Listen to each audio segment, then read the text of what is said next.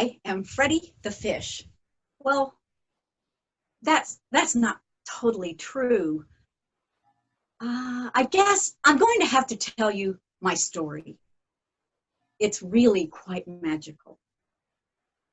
I was bought one day by a lady who took me to a beautiful home, and for me, she had bought this beautiful glass bowl.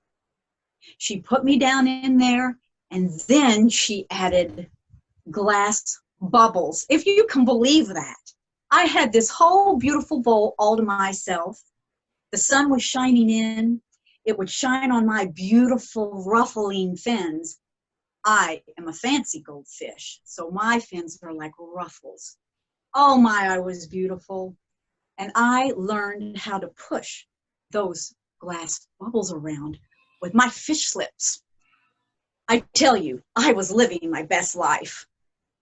Visitors would come in and basically ignore Roosevelt the family dog and come straight over to my bowl and look down and watch me move those beautiful bubbles around. I was fabulous.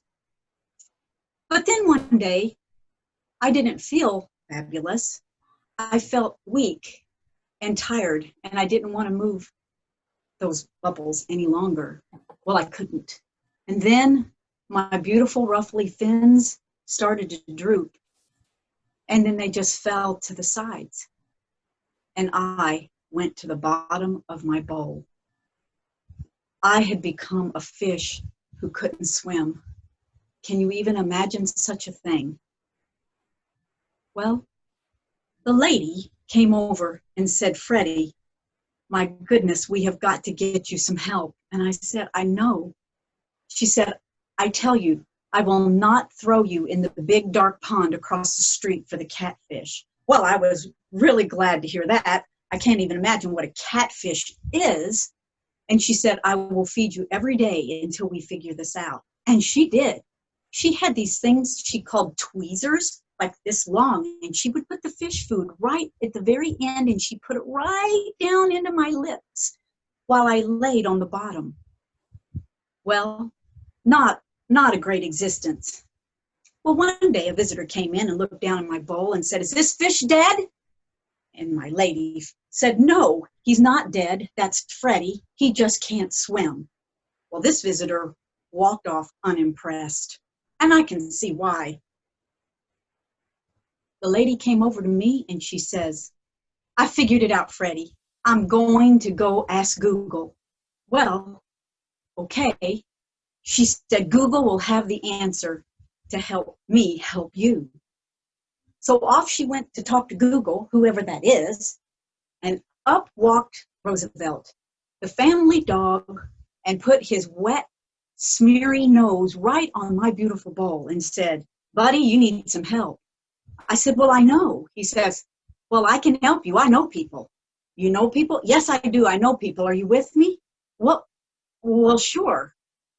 Well, later, Roosevelt will relay to me what happened next. He runs out into the backyard, into the furthest corner. Under the elderberry bush, there is a small little house with a small little door.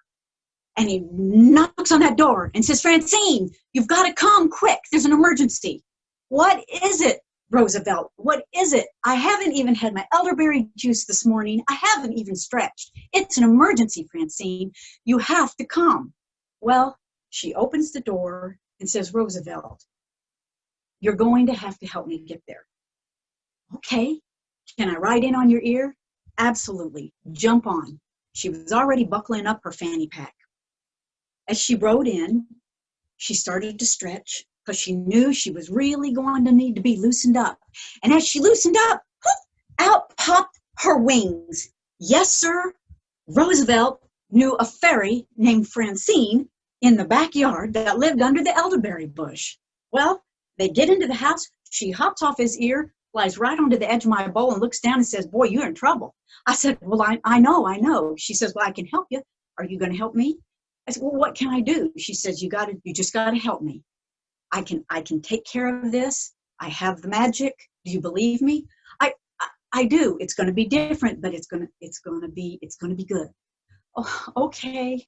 Well, are you ready?" "Yes, I am." So she zips her fanny pack, and out comes light that you can't believe. Like a million, trillion, jillion stars are shining, and it's warm and it's glowing and it's beautiful. And she says, okay, hold on, Freddy, you just need to help me out here. And with that, she starts swirling the water and swirling the water until it creates a water spout. And then she sends that magical fairy dust straight down into my fish lips. And she's telling me, Freddy, now in my magical dust, I have added adventuresome. I have added bravery. I have added fearlessness, and it's all coming to you.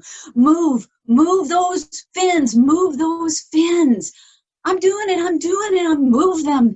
It's happening. And I burst out of the water and I land right on the edge of the bowl, right by Francine. And I said, what happened?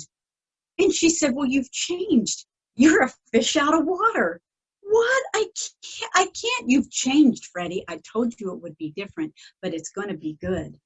Because now you're a goldfinch and you can fly and you're going to live in the backyard in a whole new world and make lots of new friends. And it's going to be incredible because it's going to be an adventure and you are fearless and you are brave. Okay.